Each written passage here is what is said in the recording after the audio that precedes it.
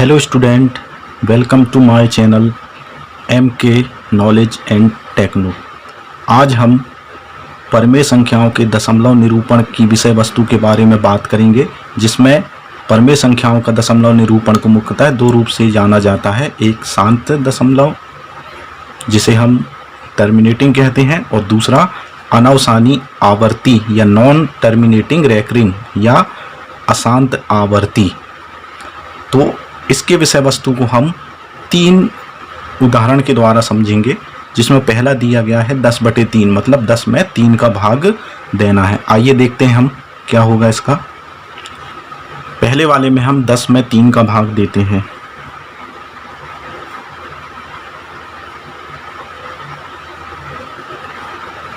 देखते हैं, ये 3 बार जाएगा, एक आएगा, दशमलव लगाने से 0, 3 तिरका 9, पुनः 1, 3 तिरका 9, पुनः 1। इस प्रकार से 10/3 को हम 3.333 डैश डैश डैश लिख सकते हैं, या इसको हम इस प्रकार भी लिख सकते हैं। चूंकि दशमलव के बाद 3 की पुनरावृत्ति हो रही है, इसलिए इसको ऐसा लिख सकते हैं 3.3 बार। अगले उदाहरण को देखते हैं हम। 7/8, मतलब 7 में 8 का भाग देना है। देखेंगे किस प्रकार होगा ये।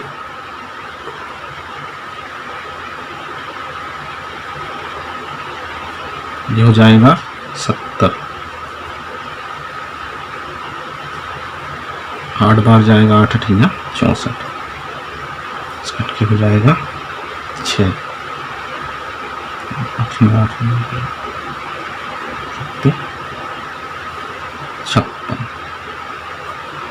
फिर हो जाएगा 4, 8 पंचे, हो जाएगा 40। इस प्रकार इसका शेषफल 0 हो जाएगा। तो हम 7/8 को लिख सकते हैं 0.875। इसी प्रकार तीसरे उदाहरण में हम देखते हैं। तीसरा दिया गया है हमारा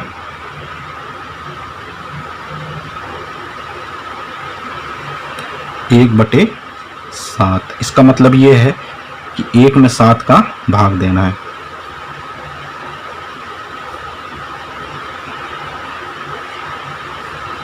एकम 7,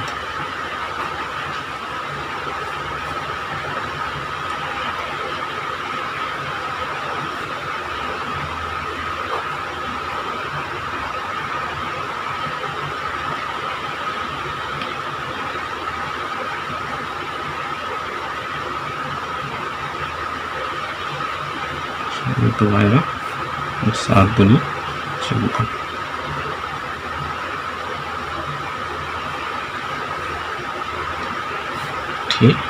56।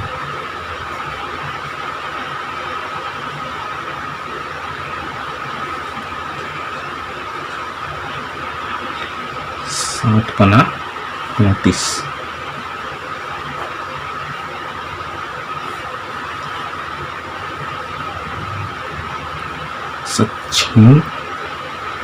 7 7 49,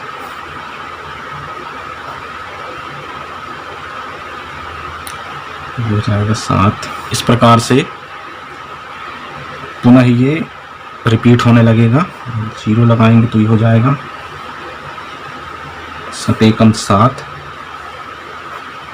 वहीं बचेगा ये 7 चौके 28,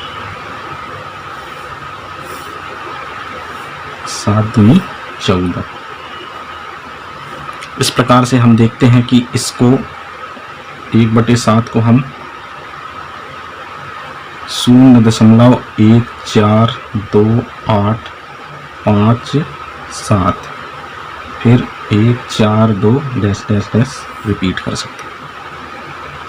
142.857, मतलब इसमें फिर से 0.142 8 5 7 के बाद फिर से ये पुनरावृत्ति चालू हो जाती है। तो ये 3 उदाहरण को देखने से हमें समझ में आता है कि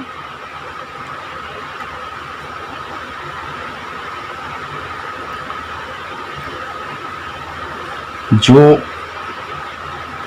यहाँ पे हम देखते हैं, जो प्रश्न 7/8 हमने इस हल किया था, तो उसका कुछ चरणों के बाद वह उसका शेषफल 0 हो गया था।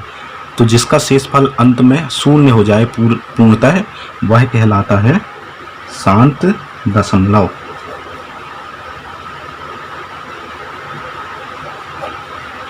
ठीक है, तो 7/8 एक शांत दशमलव कहलाएगा। इसकी जगह में यदि हम बात करें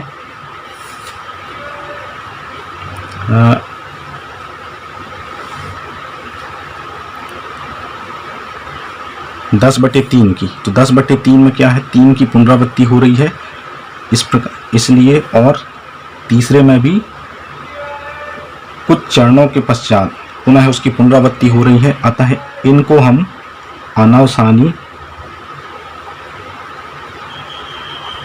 या अशांत आवर्ती कहेंगे, और ये भी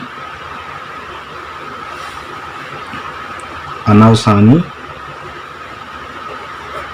या अशांत आवर्ती कहलाएगा। इस प्रकार से हम 3 उदाहरण के द्वारा शांत दशमलव और अनावसानी या अशांत आवर्ती को समझ सकते हैं। इस प्रकार के और सवालों को हम हल कर सकते हैं। धन्यवाद।